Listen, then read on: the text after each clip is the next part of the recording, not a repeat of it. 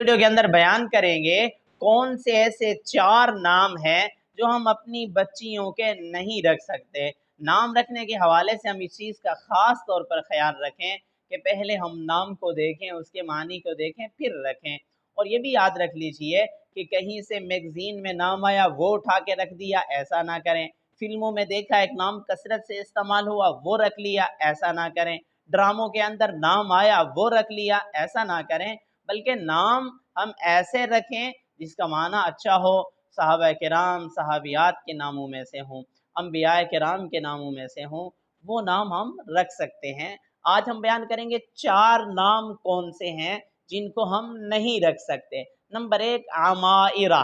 عمائرہ یہ ایسا نام ہے جس کا معنی لغت عرب میں ہمیں معلوم نہیں ہو سکا، اس لیے جس کا معنی لغت عرب میں ہی نہیں ہے یا لغت عرب کا لفظ ہی نہیں ہے تو اس کو معنی کے اندر، نام کے اندر استعمال بھی نہیں کرنا چاہیے۔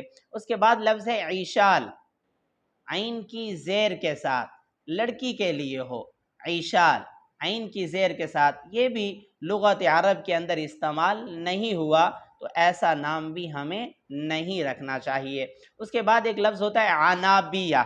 عنابیہ عین کی زبر کے ساتھ یہ نام مناسب نہیں ہے، البتہ اگر عین کی زیر کے ساتھ عنابیہ ہو پھر یہ نام درست ہوگا۔ اس کا معنی ہوگا خوشبودان، خوشبو والی چیز، مہکنے والی چیز، اس اعتبار سے یہ نام بہت اچھا ہوگا۔ اسی طرح چوتھا نام ہے انابیہ، حمزہ کے ساتھ۔ حمزہ کے ساتھ انابیہ یہ نام رکھنا درست ہے، یہ نام ہم رکھ سکتے ہیں، اس کا معنی لغت عرب میں اچھا ہے۔ اگر آپ بھی بچوں کے نام جاننا چاہتے ہیں، خواب کی تعبیر معلوم کرنا چاہتے ہیں، کوئی روحانی مسئلہ ڈسکس کرنا چاہتے ہیں تو کمنٹس میں لکھیے یا آئی بٹن کے اندر نام اور خواب آپ سرچ بھی کر سکتے ہیں۔